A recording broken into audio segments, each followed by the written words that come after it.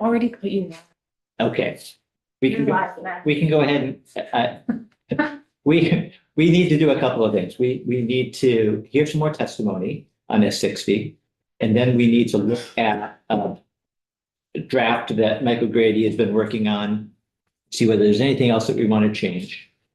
So that's why I asked everybody to come in before lunch, since we had a short floor. We're going to hear some testimony today, and we're going to hear some testimony tomorrow morning to rearrange some of this week's agenda. So we'll turn it right over to you, Jackie, and we just to refresh everyone's memory, S60, this is the bill that would set up the relief fund for farms. We talked about expanding it to include forestry. We have had some questions about whether we want to have a board make these decisions or whether we want to leave it in the hands of the agency. There are a few other questions that have come along the way. I know you've been following the conversation, so any thoughts you have would be welcome. Sure. Well, thank you, Chair Durkee. For the record, my name is Jackie Folsom. I'm the president of Vermont Farm Bureau, and I'm here today to speak on behalf of S60.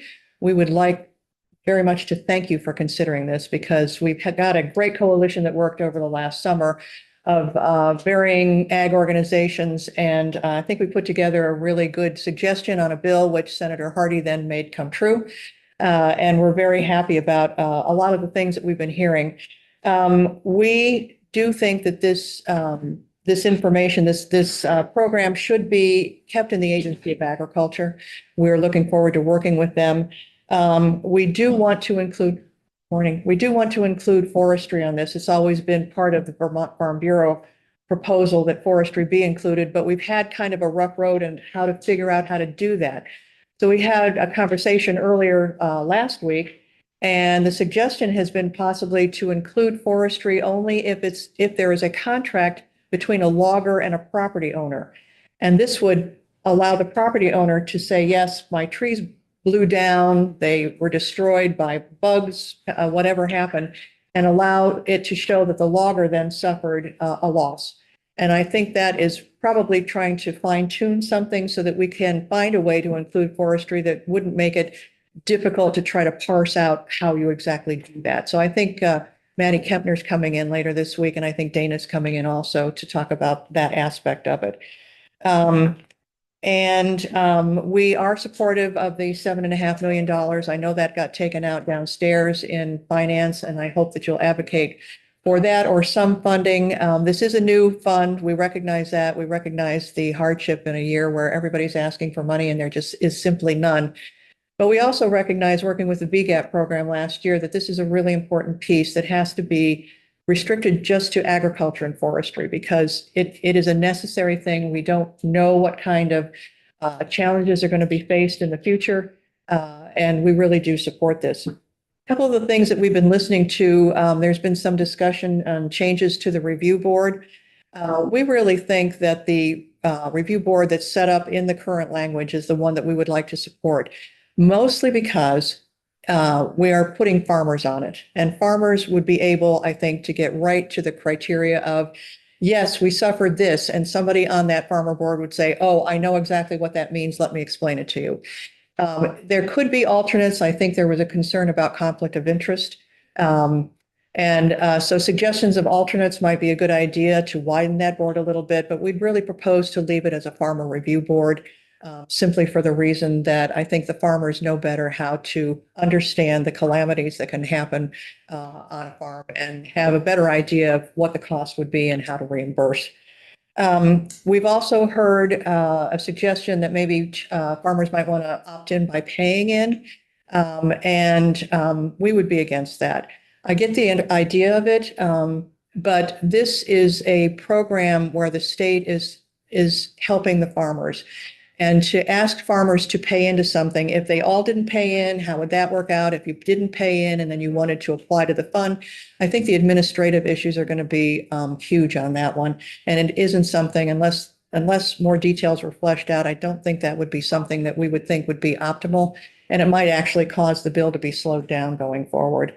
There's also been a discussion on crop insurance. And have you heard from Mary White yet? Did you hear from her last? Yes. Okay. So she is first vice president of Vermont Farm Bureau, and also a crop insurance salesman for our program in the state. And she can come in and explain more to you about that.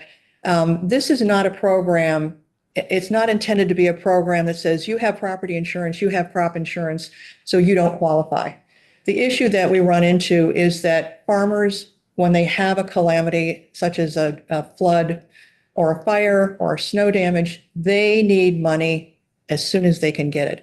Crop insurance, I believe, and Mary can probably clarify this, you have to have a declaration that the county has had a disaster, and then it's a full year before you get that payment. So that is not, and correct me if I'm wrong, Mr. Nelson, but I think that, I know at least that the county has to be declared a disaster. This is simply, simply a program to get money into the hands of farmers quickly. If they have a flood and they can't make payroll, if they have a disaster and they need to buy seeds or something to keep them going.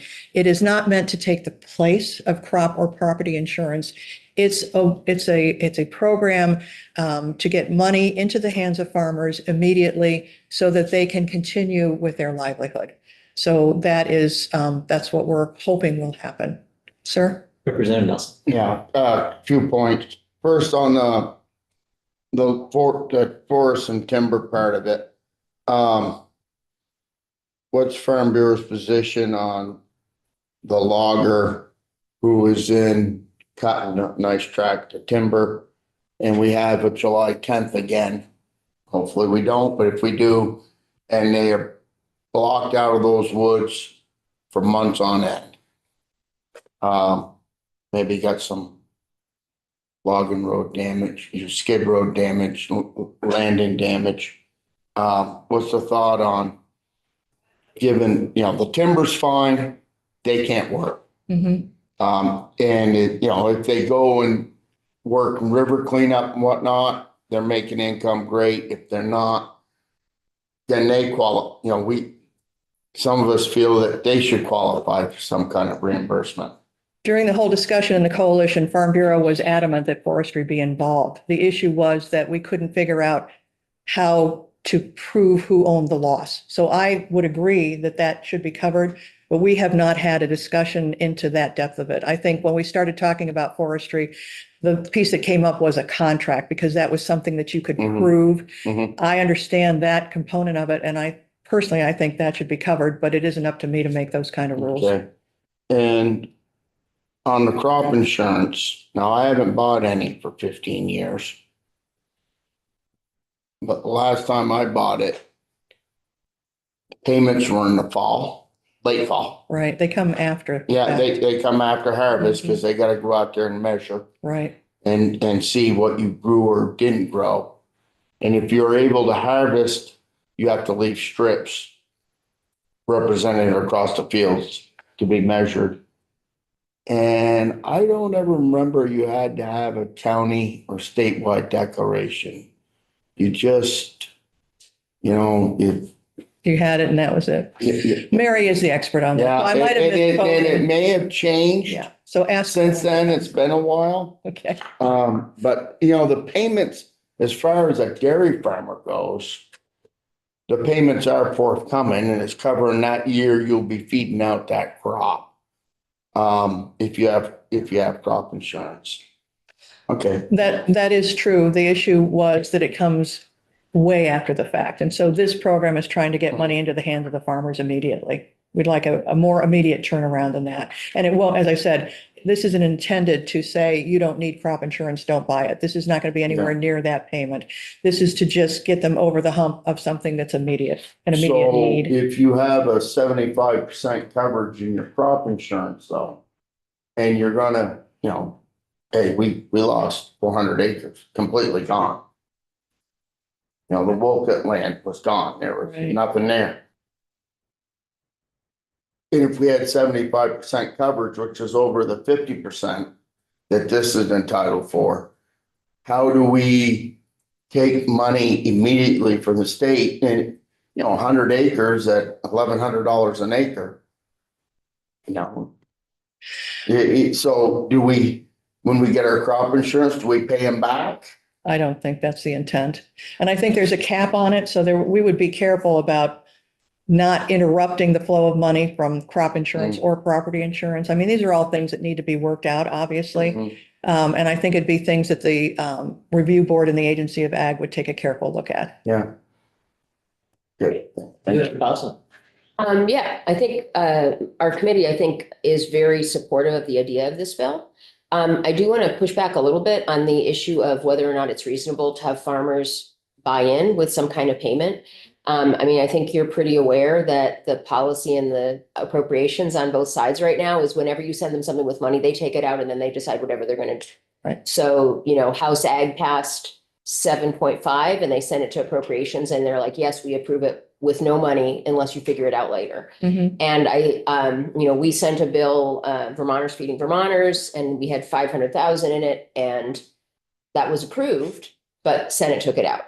Mhm. So I think we're looking at a year where numbers that are going to go towards farming are going to be really hard to get through appropriations. Mhm. And one way that we could be guaranteed that we would have some funds to help folks is if we had some kind of buy-in. So maybe something like $25 a month, and you make it as an annual payment. So maybe every farmer in Vermont, we go, whatever it is, 6,500 farms, they pay $25 a month.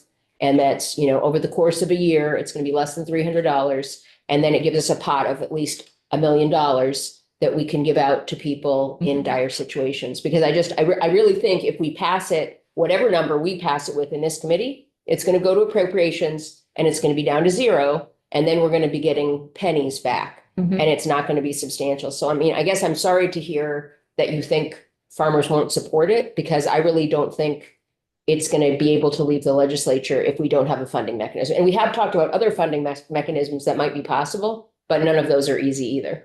None of that is easy this year. I Yeah. appreciate that, Yeah. ma'am.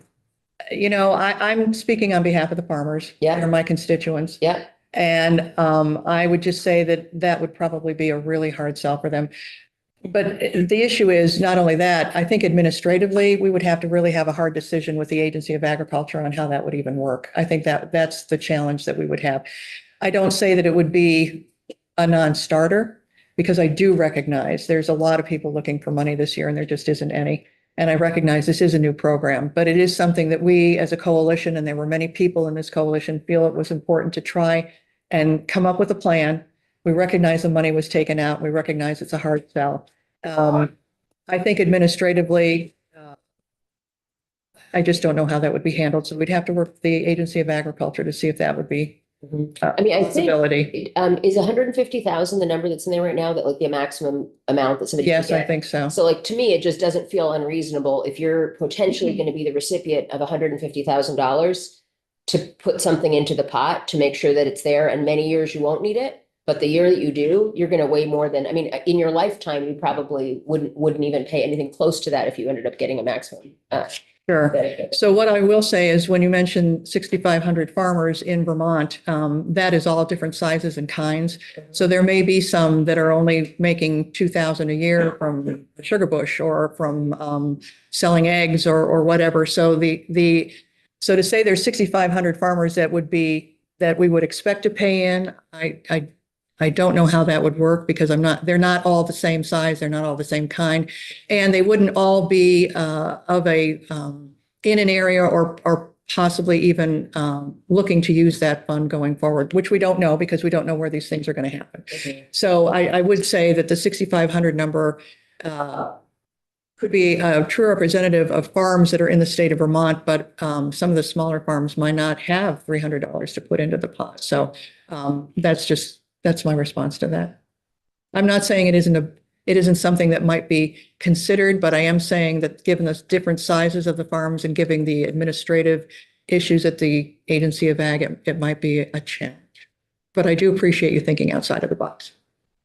Yeah, I'll say the same thing that, this suggestion came up after we'd heard some testimony the other day, and we're hearing, constantly about the fiscal challenges ahead. And even to the point where somebody dared to suggest, a tax increase.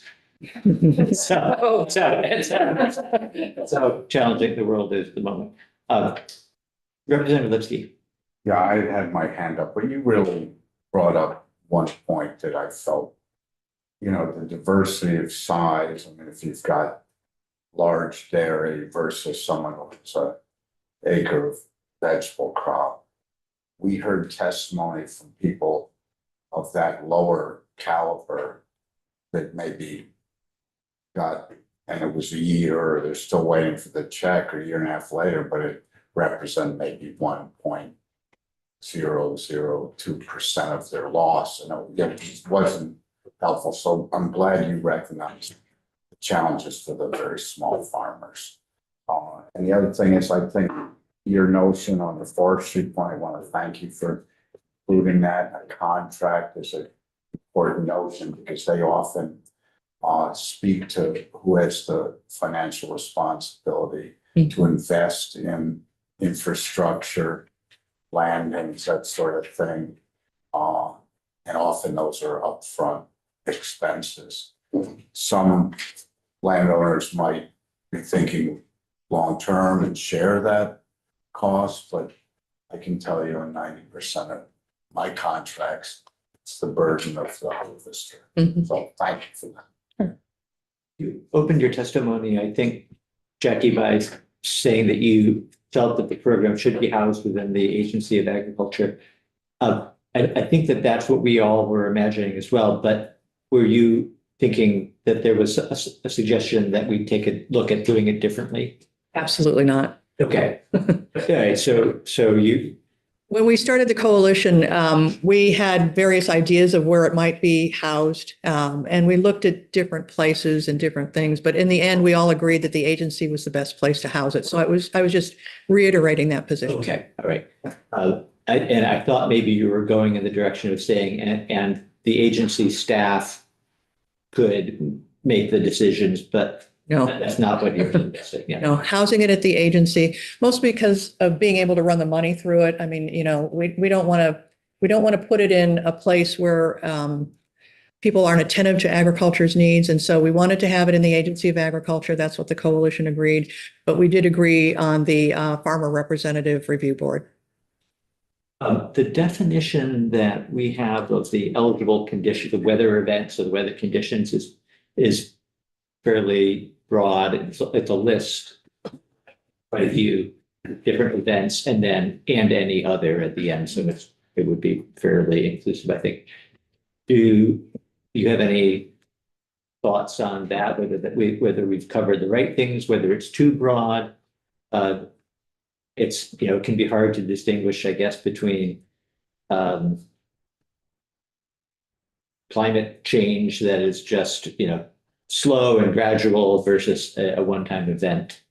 We had a lot of discussion amidst the members of the coalition on this, and actually the list that is in here and the list that we proposed was pared down quite a bit from what the original discussion started. So I think we all agreed on the definitions that are in here, and we're happy with that.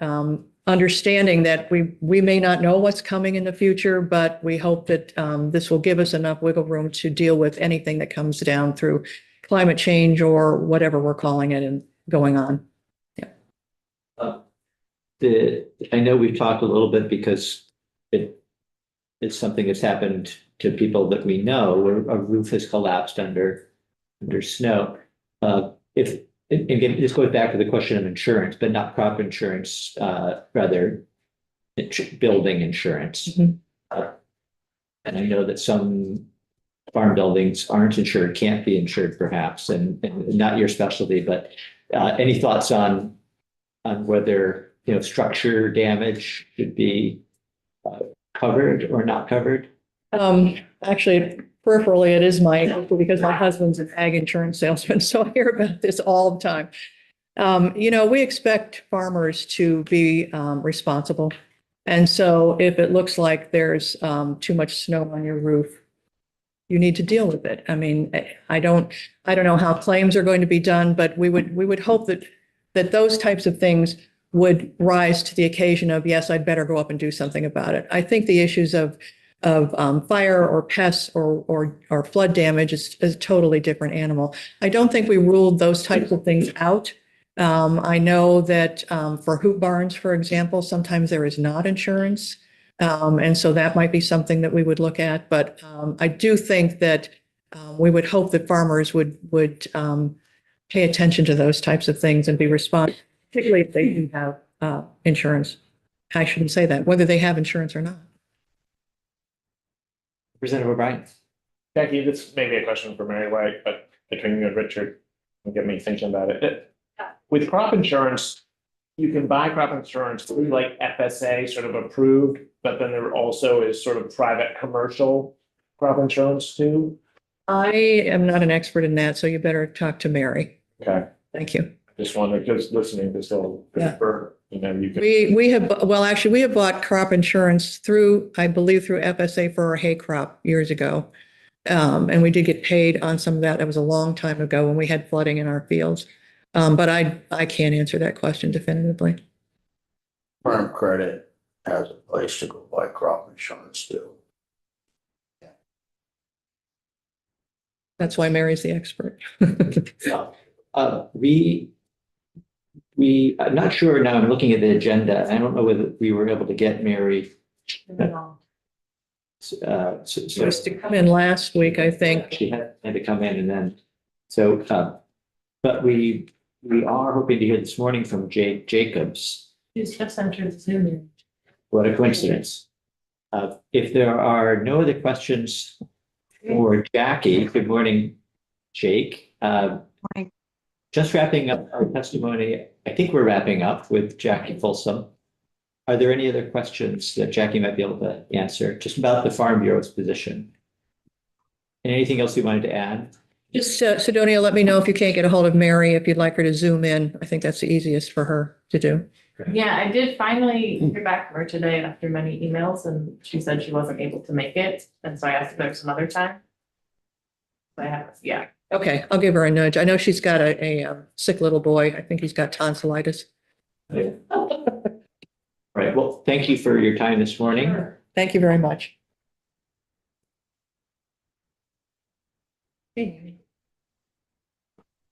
So I will now let you introduce yourself, Jake, and thank you for joining us and thank you for being flexible. We were hoping to have taken some testimony from you last week on Friday, I think, and had a longer than expected session on the House floor, which is just the nature of the world that we live in.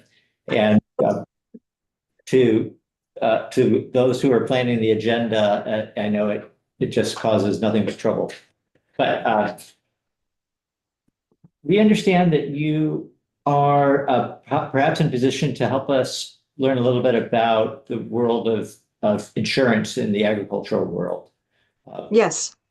And thank you. I absolutely understand. Things come up when you have a planned route, and I understand, and I appreciate this opportunity to tuck me into your agenda today. I do have some slides, so I'm going to go ahead and share those.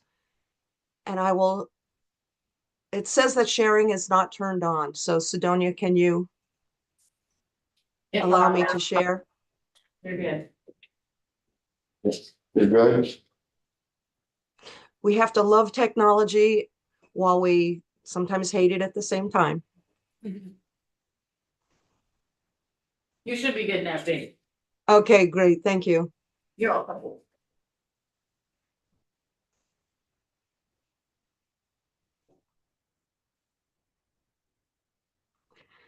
So this is what I'm going to be talking about. I'm going to try to give you a little bit of background.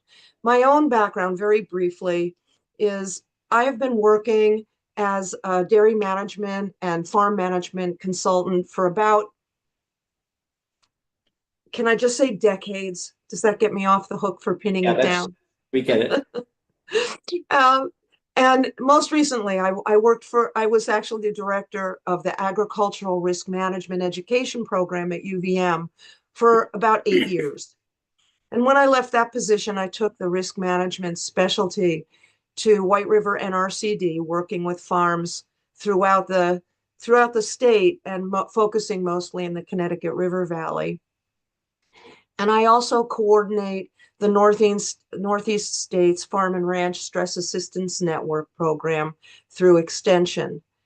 And this is providing risk management and stress management and suicide prevention programming for farmers in our whole region, which is 12 Northeast states and Washington, D.C. So I've been doing this work for a while, and hopefully it's going to be some useful information for you. A lot of people are not that familiar with the federal risk management programs that are available to farmers in our state.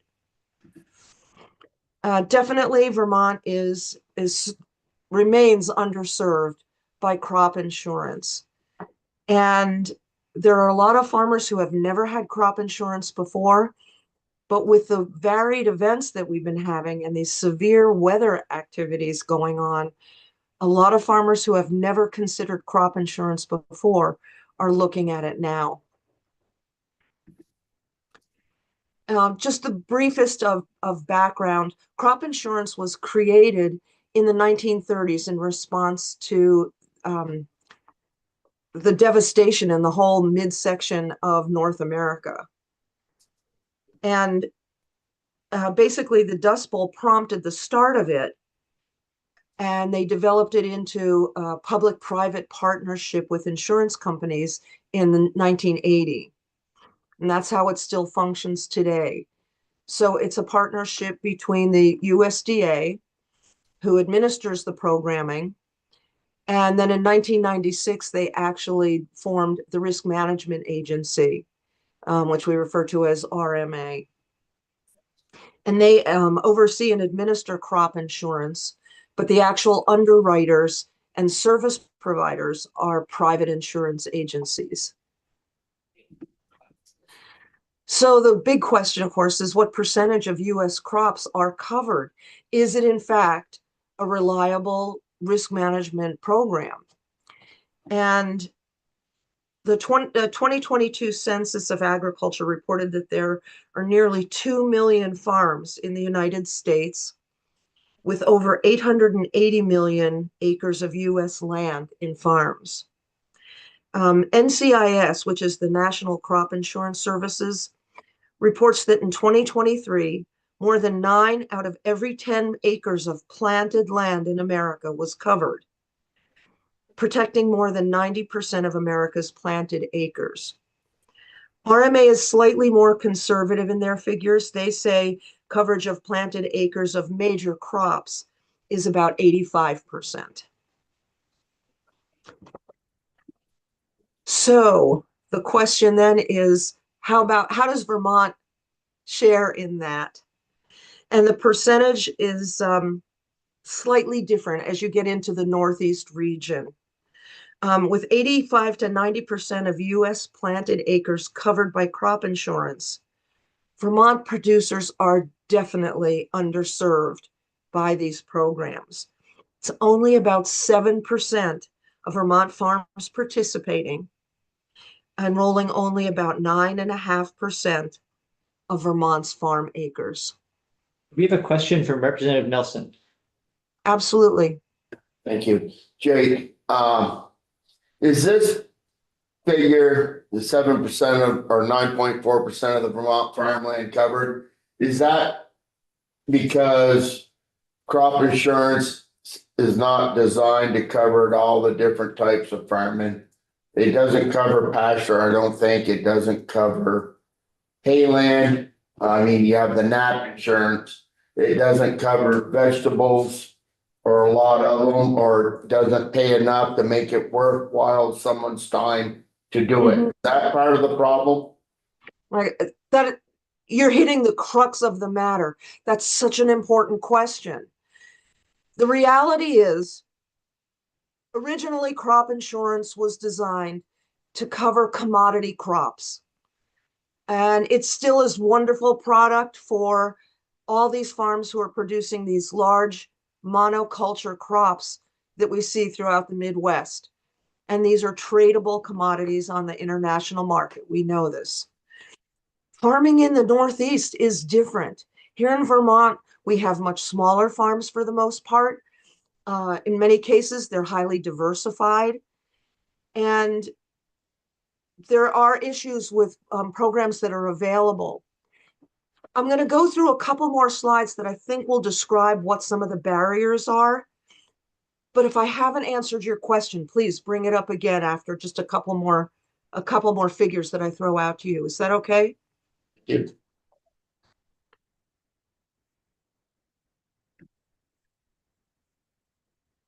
And for some, oh, there we go.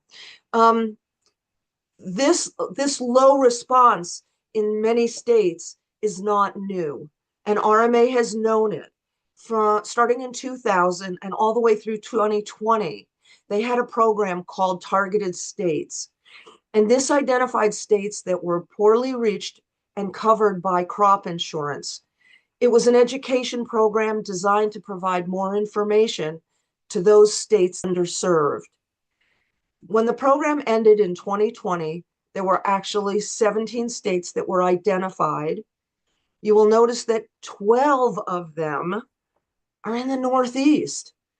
Okay, this is basically our region. And the reason is the products are not designed to really serve these clients. These producers have different types of operations. So it's not a new problem. There are actually a lot of programs available to Vermont farmers.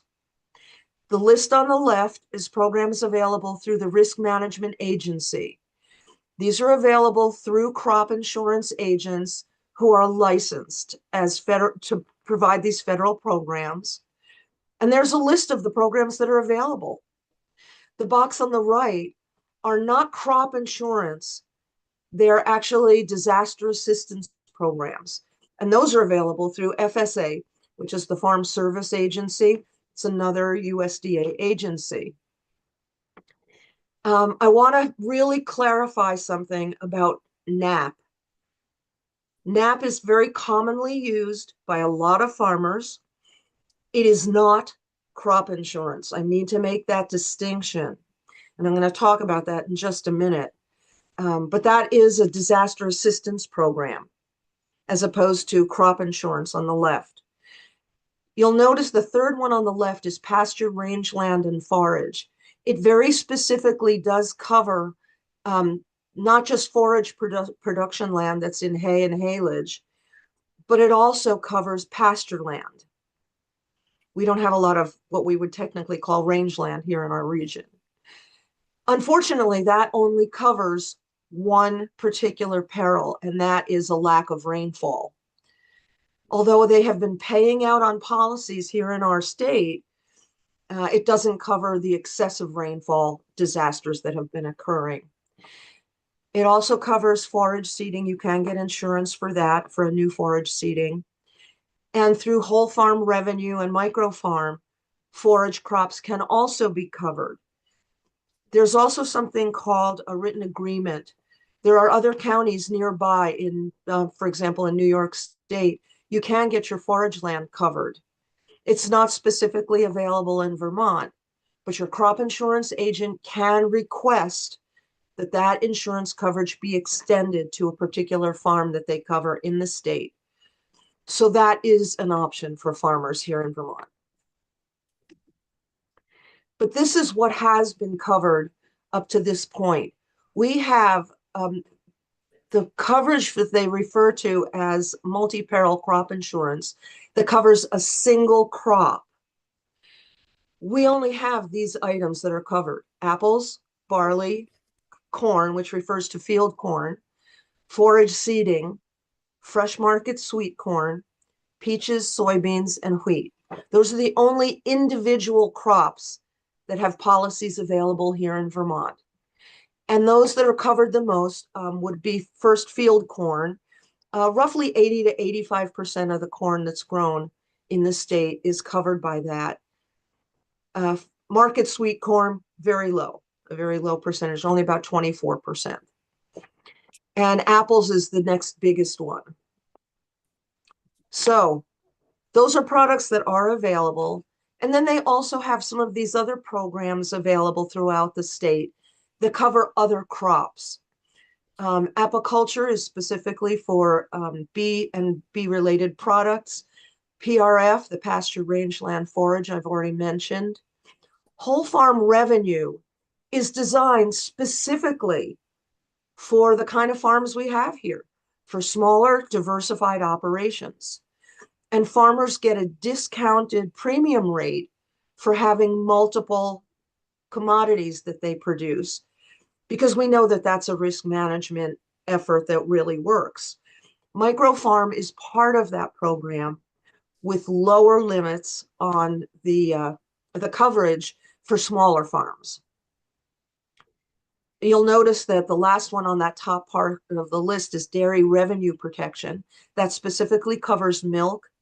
It's a really good commodity program, and that covers quite a bit of the milk liability produced in the state. There are a few other programs. You'll see the dollar liability programs in the bottom for cattle, dairy cattle. The cattle they're referring to as beef operations, dairy cattle, feeders, and nursery stock. And you notice that we have no coverage that has been picked up in Vermont for any of those. Can you speculate? Would you like to speculate on why that's the case? Well, I'm going to get to that. That's a great question. Some of these programs farmers may have applied for and may not be eligible for. The eligibility is really very specific, particularly when you get to microfarm. And the paperwork and documentation is fairly onerous for that, which is why they came up with the microfarm policies. But it's still out of reach for a lot of farmers. And again, I'm going to slide back to that because I'm going to talk very specifically about the barriers that are keeping a lot of farmers who are interested in even being able to apply and get coverage. We know that in 2023, there was horrific rainfall issues. July 10th is that target date, apparently for Mother Nature, because she hit us again in 2024 on the same day. The losses that we had in Vermont were horrific. $44.7 million in losses, more than 27,000 acres in 2023. And 70% of the farmers who responded to the Agency of Agriculture survey about the losses reported that they had no crop insurance coverage at all. So let me talk very specifically about some of these obstacles. And I'm looking at my notes because I want to make sure I give you the right information. It isn't that farmers don't want a safety net for protection, but crop insurance wasn't designed to meet the needs of small, beginning, specialty crop and organic farmers. Insurable commodities vary by location, and they depend on the existence of applicable data to verify the projected value of the farmer's product. So if a farmer wants coverage and RMA doesn't have data sufficient to come up with a value for that crop, then they're using standardized values, which in many cases are much lower than what the cost is of production for the farm, let alone covering the loss. Does that make sense? Yes. I want to make sure I'm Yeah. expressing it in a way that's logical. The variability in the crop's insurability places small and beginning and specialty crop growers at a marked disadvantage. They have tables that will tell you the values for some of the organic crops, but again, those values, although they're higher than conventional production, they still tend to be lower than the actual production costs that farmers are actually paying. And many of the rules and the structure of crop insurance incentivize monoculture commodity production over specialty crops and diversification. These programs were originally designed for the large monoculture. You know, if you have a 5,000 acre field of wheat, you can get coverage because you're going to have all the documentation they need. You have a fixed market for that. You probably have an advanced contract. The smaller producers that we have here in the Northeast don't tend to market that way. They Their marketing tends to be to smaller buyers. They're not in that big commodity exchange that is working on an international level. Representative O'Brien. Jake, does any of this insurance ever go beyond just the crop loss itself? Because during those floods, we had testimony that, you know, some people lost their entire field. The topsoil went down the river, or there's a ravine now running through the middle of it, or it's covered with 2 feet of silt that have to be removed. So those kind of expenses, not only did they lose Right. that year's crop, but just putting it back the way it was is, you know, hugely expensive. Enormous. And you haven't even covered the few crops in the marginal areas that may have recovered, but they had water standing there. So there are problems with potential disease and other organism problems. They aren't going to be able to market that crop, even though the waters have receded. So the losses are phenomenal. And this is where we get into the disaster coverage with FEMA and so on. Theoretically, if you have the coverage, crop insurance normally covers, depending on the election that the farmer has selected, somewhere between 75 and 90% of what their losses are. We also have not a lot of agents here working with farmers in the state of Vermont. There are some, but not a lot. There are some agents who are only working with very specific clientele and very specific policies. There are only a few agents who are even willing to write those micro farm and whole farm policies. So the coverage is available, but can you talk to an agent who's going to help you write the policy? Can you find someone who's willing to do that? And the agents that I know, they're really good. They're doing their best, but there's a limit to how much they can do. There really is, you know, they can visit so many people. So if you have a March 15th deadline to get your crop insurance, you can't call them on March 10th and expect to get all the work done that needs to be done for the coverage. So there's some give and take on both sides. I want to back up my slides because I really want to talk very specifically about NAP, because that seems to be the go-to for a number of farmers right now. And I may have eliminated that slide. Is it okay if I just talk about that and explain what that program is? Yes. NAP coverage is a disaster assistance program. If you walk into your local FSA office and ask about crop insurance, they're going to tell you about NAP. They don't have information about crop insurance. One of the documents that I sent you ahead, and I don't expect that you had time to read it, but it's a chart of all the risk management programs available to Vermont farmers. These are the federal programs. It's a 3-page chart that tells you the commodities that are covered, when the deadline is, and, you know, basically who you need to contact to get that coverage. FSA offices refuse to have that information available to farmers. I have tried for over 10 years. I have requested repeatedly, just give this to the farmers so they know what they can get. And they won't do it. It's not in those offices. To my knowledge, I am the only one who's providing that comprehensive information. And I'm retiring from that work. That's my goal. In any case, NAP coverage was designed as absolutely bottom line disaster assistance to help farmers recuperate a small percentage of what they may lose in a disaster. So I'm going to use an example. Let's say a farmer has 100 acres of a crop and they lose 55% of it in a flood. NAP isn't triggered until you've had at least a 50% loss. So what that means is the farmer has lost 55% of their crop. They're going to eat as a deductible the first 50 acres. So if they have NAP coverage, they will get a little bit of money as a payment for the 5% above the 50 that they lost. Okay, does that make sense? The first 50% of their loss is their deductible. They get nothing for it.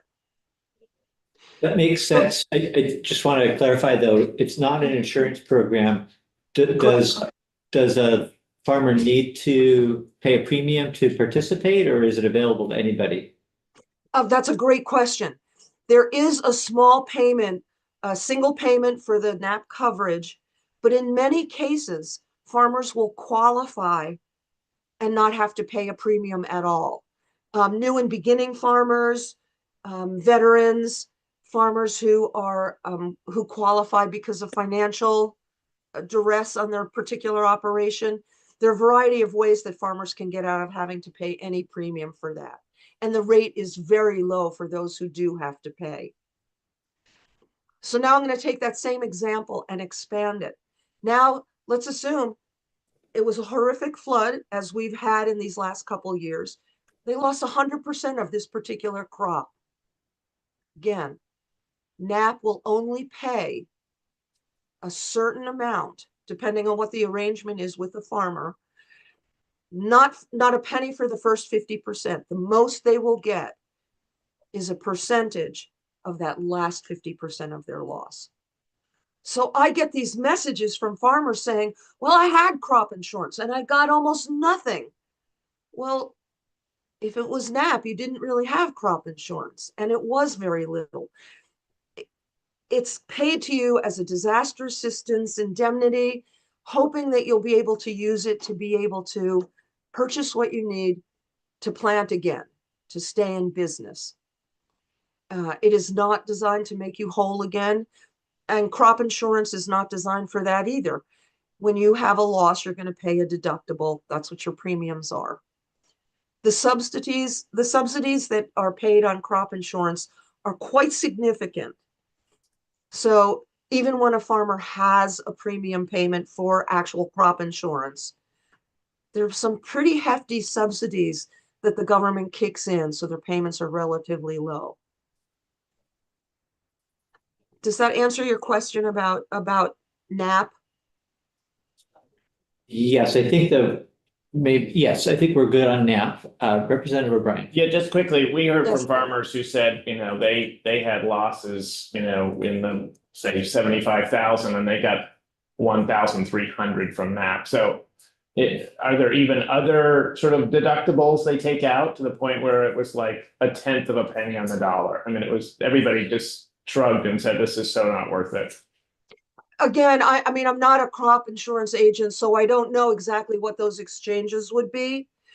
The best I can do is I sent you some information from RMA telling you what the liability payments, that they publicly make available. And I can give you more detailed information than that, but it's nothing identifiable farmer by farmer or what their rate would be. It just tells you what the indemnity payments would have been for a particular crop. I would ask those farmers, what do they have for coverage? If it was NAP, the amount that you're describing, that differential, doesn't surprise me. Those are the kinds of numbers I'm hearing too. Again, the first 50% of that loss, they get nothing. They get absolutely nothing for the first half of what they've lost. So if their acreage report says so many acres, it doesn't even trigger any action on that loss until they've lost more than 50%. Yeah. Wow. And then, as I say, the number you're telling me is horrifying, but not surprising. One of the biggest concerns I have is, what does a farmer have to do to qualify, for eligibility for this coverage? And I have to say, to their credit, in the whole farm revenue protection, which we refer to as shorthand, we call it whole farm, there is not a single commodity that can't be covered, including forage acres. Because if it's not covered specifically by name, then it would be covered under other crops.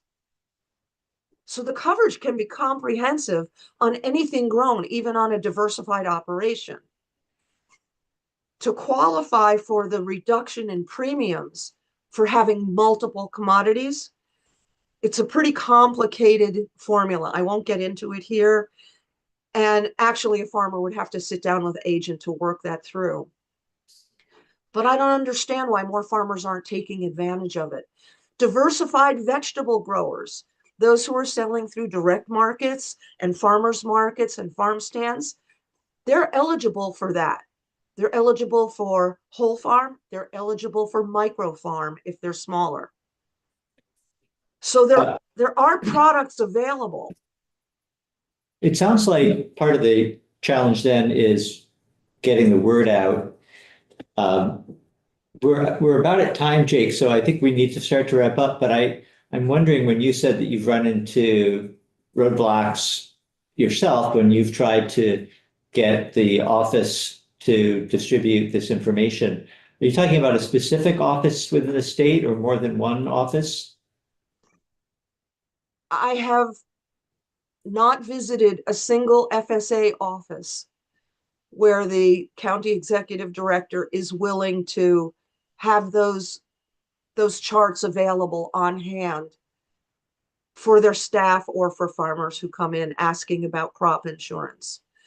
Each of the last 3 state executive directors I've asked about just making it policy. Can this information be available through FSA?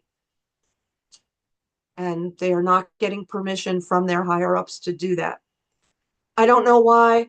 Part of the last Farm Bill was specific directives to have the USDA agencies work more collaboratively. Technically, FSA and RMA should be working hand in hand. I don't know what that's about. I don't work for either of those agencies. So I love your question. I wish I had an answer. The most recent director, John Roberts, and I had pretty lengthy conversations about this, and he could not get it approved to have this information available. If I'm a farmer and I walk into my local FSA office, I'd really like to get more information, even if they're sending me to somebody else. Our closest RMA office is in Raleigh, North Carolina. That's an issue as well. But